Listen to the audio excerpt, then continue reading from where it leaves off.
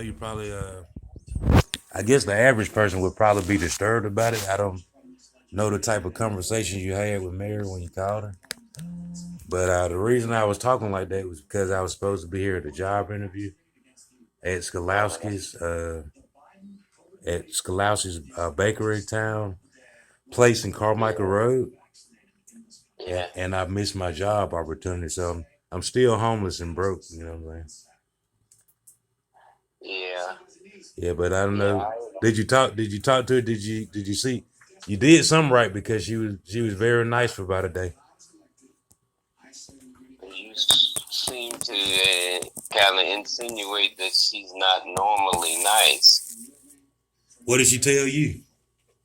No, I'm just saying. You said I must have said something right because she was nice. Are you implying that she's not usually nice? I mean, I really don't know you, man, but I know that you know her, so I can't really get into that. But I was saying, whatever you said, you must have said something that was it was good for my benefit because she was nice for a whole day, and we got back to Yeah, Montgomery today. it's not.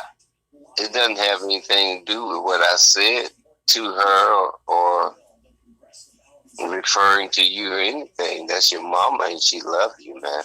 Are you sure? That's what that's all about. You sure it's my mom? Are you sure?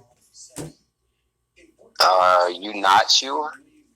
I'm asking you. How are you No, sure this is my mom?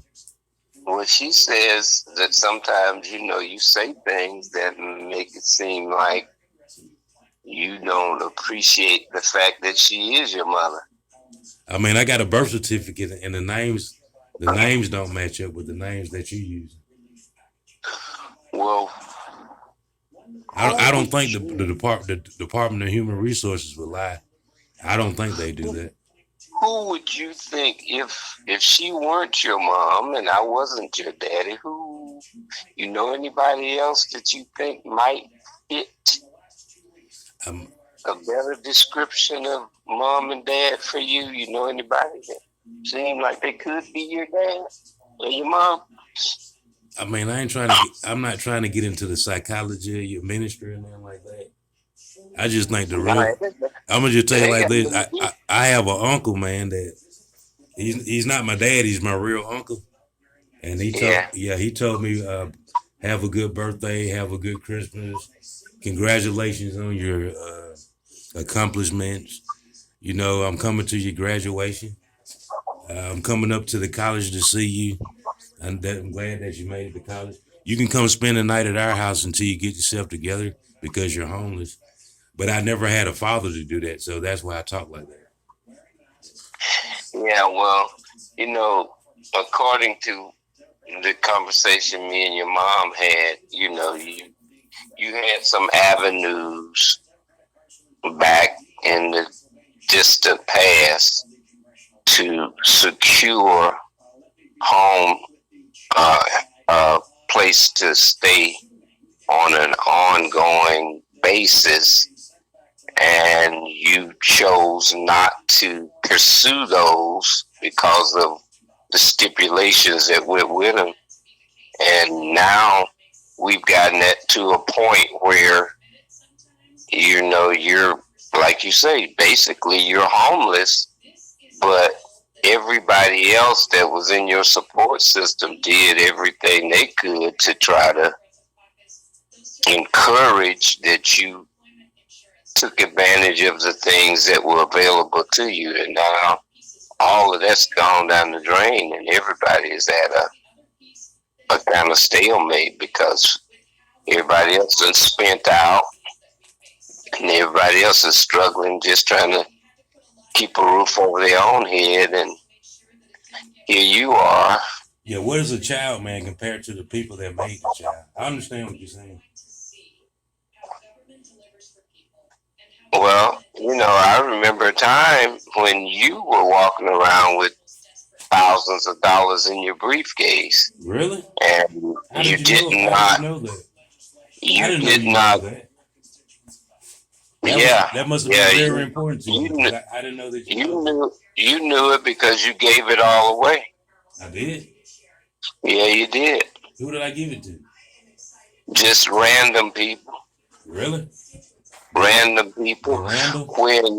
When you should have been thinking about first, number one, like, okay, I need to take this money and make sure that I don't have to be dependent on anyone else because I'm a grown man. I got at one point you had two barbershops during the time I'm talking about.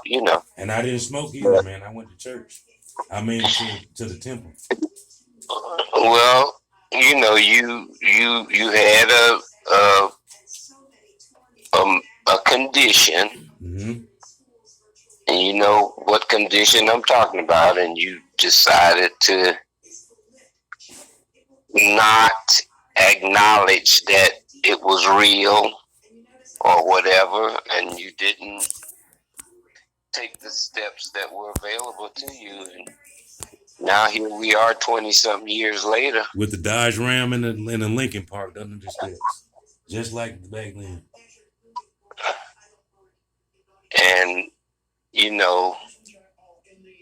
the people that love you most and have been there for you.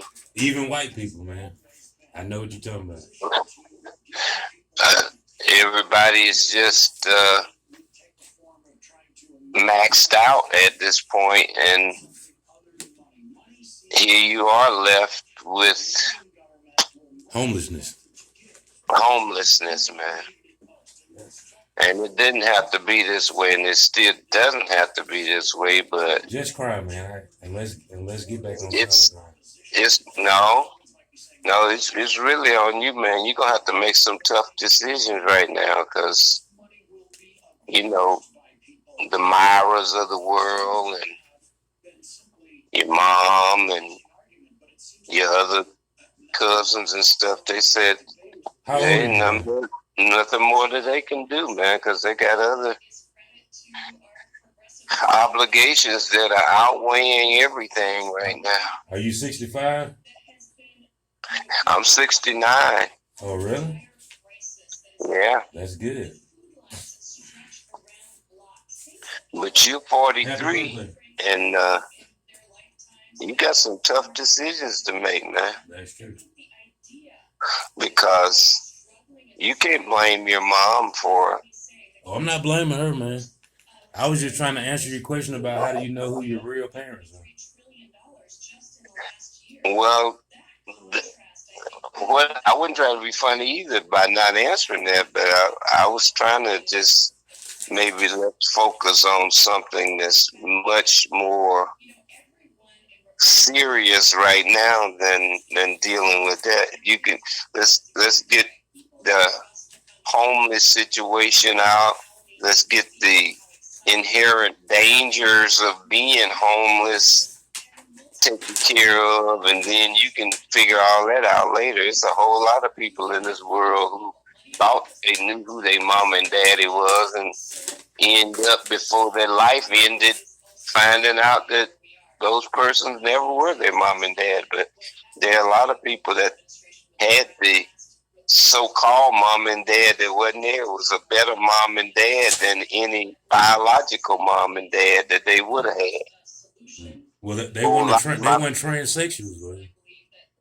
No, a whole lot of my best friends were raised by their auntie, uncle, granddaddy, and stuff like that, and they were a better parent than their biological parent would have ever been. God has a way of placing people where He wants them to be, Really? And that might or might not be with the people that conceived them and birthed them,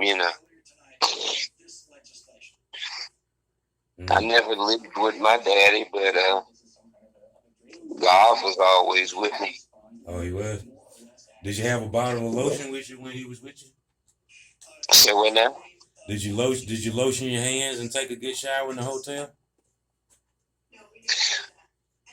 No, it ain't got nothing to do with that. It's just got everything to do with the life and death pitfalls that you encounter from childhood to adulthood. And Every time I got into what could have been a death situation, he always rescued me. Who? Oh, he rescued you. He's He got you rescued out of you that a lot of Galatians. times too. He finally got you out of Galatians Baptist Church. Where you preaching at now? I'm just fellowshipping with another pastor that's been like a mentor to me and several other pastors that are not in a standing congregation anymore. Does Wanda and CJ and AJ and Carissa, do they go and put oil on heads and join hands and pray like you used to? There are a lot of churches that still practice those things, on a ongoing basis. But that's the kind of thing that people can do at their own home. You don't even have to be inside of a building that we call a church, because the church building is just the place of fellowship. Okay. God's house. Now let's get back to physical father, man, because that's what I'm really trying to see. Because when we started the conversation, you tried to say something wrong with Coronado, what your problem is. But I'm trying to see I wasn't trying to say. I said what I needed to say. I'm saying to you that you are not going to be able to justify or appease yourself when it seems like everybody else done left you holding the bag. Really? Because it's a situation where people can only do so much, and when they get to that point where they can't do anymore, you can't say, "Oh, everybody let me down," because everybody's been trying to say, "Look, come on, this is just a temporary situation. Come on and make some hard decisions and not be so picky and selective, and it's got to be this way, and I got to have this, and I got to eat this, and I got to stay here. I can't stay here because this is below my standards," and that kind of thing, man. There's some perilous times we're living in, whether you taking time to notice or not. What does Dee Dee live with you?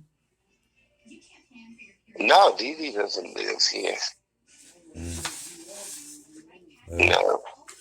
Well, man, the reason I was asking, man, because at the beginning of the conversation, man, you was like, you got to be something wrong with you if you don't think we're your real parents and we don't care about you. No, I didn't. I did not say those words. Did not come out of my mouth. I didn't say anything got to be wrong with you.